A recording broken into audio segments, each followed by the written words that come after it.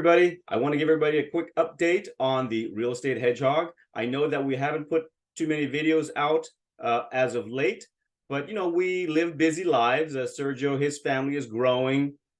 His son came back into town. He just had a new grandbaby. So he stays busy. He sprinkles in a couple vacations here and there. He and I would keep in touch all the time. As for me, same thing. My family, my kids are growing up. I want to spend a lot of time with them. I spent this whole summer with them since they're off in summer vacation. Got them into bicycle riding. We took rides on the bicycles along the beach, went to do some camping, some local trips here and there, but the usual father stuff. In any case, on the real estate end, I know that on Sergio's end, he has been reorganizing his property management for some of his out-of-state investments and refining and making sure things are getting leased up and tenants are there and paying consistently and increasing rents as necessary. On my end, since I do mainly the stuff in Southern California, I have been slowly building up my property management side and maintenance side, trying to create a more solid team, kind of begin to brand, get everybody uniforms, a couple of rehabs, some evictions. But more importantly, I've been training my team to kind of align with the missions and the goals that I have so that we can kind of move forward together. That's on my end. Did another exchange, sold an apartment in escrow on some more property. This one's a little unique. 7 parcels, 14 homes, a lot. I bought about a block and a half in full because I wanted to control the whole thing. So that's why I ended up having to make a deal on the lot. Get a little creative on the financing side, and we can dive into that another day if people are interested.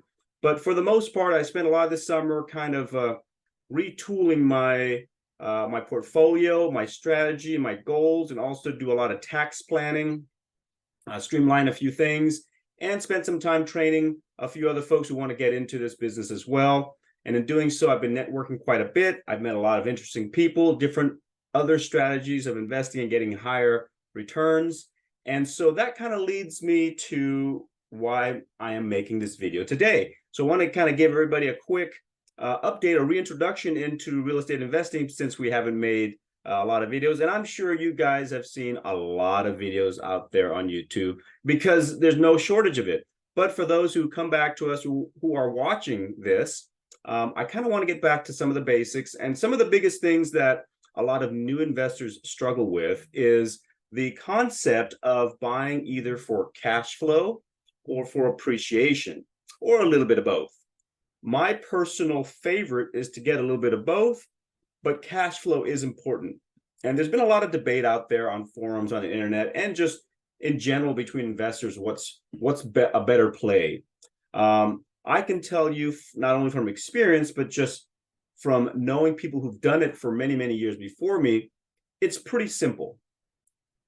In general, in America, especially in the metropolitan cities or very populated cities, appreciation will always win, hands down, in the long run. But like any business, cash flow keeps you in business. So if you bank on appreciation, you may not stay in business. And here's how that works. Cash flow generally is the money or the profit that comes to you after all the costs have been paid off. So therefore, you can keep your business going. And whether you like it or not, in the real estate space, it is a business. Okay, and you should run it like a business.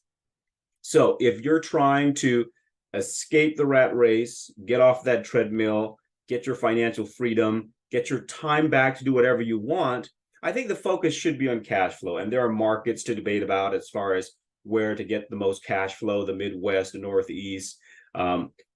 They're all good. Now, some people might say then, well, I want to establish wealth. I want to build long-term legacy wealth. And so for those folks, they tend to veer towards appreciation.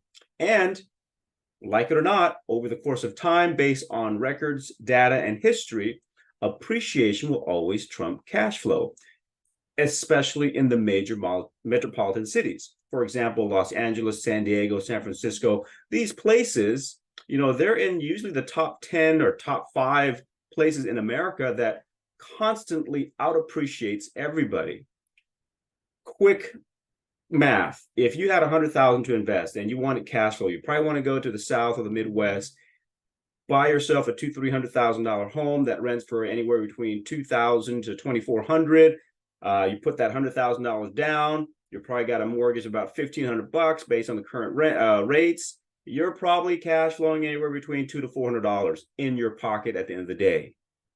But it appreciates at about 1% to 2% a year at the best. Over the course of, let's say, 10 years, you may end up getting about $60,000 in appreciation. That area that you bought for 300 grand is probably worth 360. Maybe 600 if the world gets really volatile. Maybe it'll double in price. Highly doubt it. In the meantime, you got some cash flow.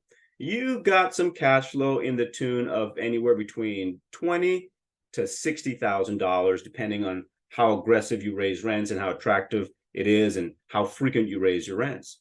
So if you take that into context, you now have just created about $200,000 of value to you over the course of almost 10 years of holding this property in a cash flowing market. On the flip side, if you were to buy in a high appreciating market, that same $100,000, instead of putting 30% down on, let's say, a $300,000 property, and you're going to stretch it out to a $500,000 property and barely squeak in a 20% down, so now your mortgage is higher. And you might think, oh, well, the rents are not high enough to cover it, so I might even be breaking even or slightly negative in the cash flow. Okay, so now at about $400,000 in loan payments, you're probably looking at about almost $3,000 in a mortgage these days, and that market probably tolerates anywhere between $28,000 to $3,000 in rents anyway. So you might be even or slightly negative on your cash flow. Oftentimes in these types of markets, they're very sought after, so rents can be raised a lot quicker. So therefore, usually in 3 to 5 years, you'll begin to get positive cash flow.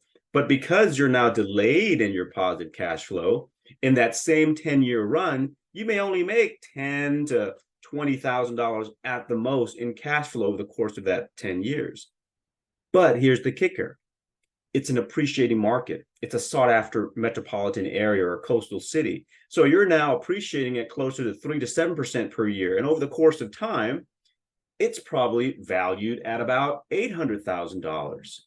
Realistically, at the far edges of the extreme appreciation for both markets, that $300,000 high yield cash flowing market in the Midwest, the South, or the Northeast may be worth about $500,000 to $600,000 in about 10 or so years at the most.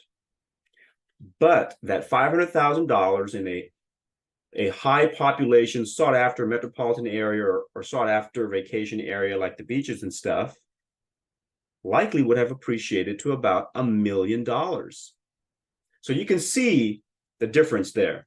What are you investing for? That's up to you. To me, I think that investors who are trying to get their financial freedom, get their time back, and grow should seek more of the cash flow model with appreciation built in to free yourself and get more time and check off that time freedom. And once you get to that point, then begin building your appreciating portfolio, your long-term holds. So those are the two things I kind of want to get people to think about. There's no right or wrong. Personally, I subscribe to more of a cash flow oriented / a force appreciating type of asset. So therefore, I buy in higher population areas, not quite the metro area, but slightly tertiary of that, 30 to 45 minutes from a large metropolitan area, a mismanaged or undervalued asset that has some sweat equity I can put in. Therefore, I can force the appreciation while I get the cash flow. That's how I do it. Not everybody can, but I do it because I wanted to escape from that W-2 treadmill. Some folks who have a high-paying W-2 and they love their job, because if you love your job, it's not a job, then they might want to continue to work for another 10, 20 years, use that money to supplement their investments, and in hopes that they can spend that appreciated money later on down the road to supplement their retirement. But I caution you this. Remember, there is one thing in life that you cannot change, And that is that everybody gets old. Your joints are going to hurt. Your health begins to fade. So when you wait too long, all that stuff that you're building, you may not get a chance to truly realize it at your potential, at your full enjoyment when you're still young and vibrant. A lot of people don't want to accept it, but that's just the truth.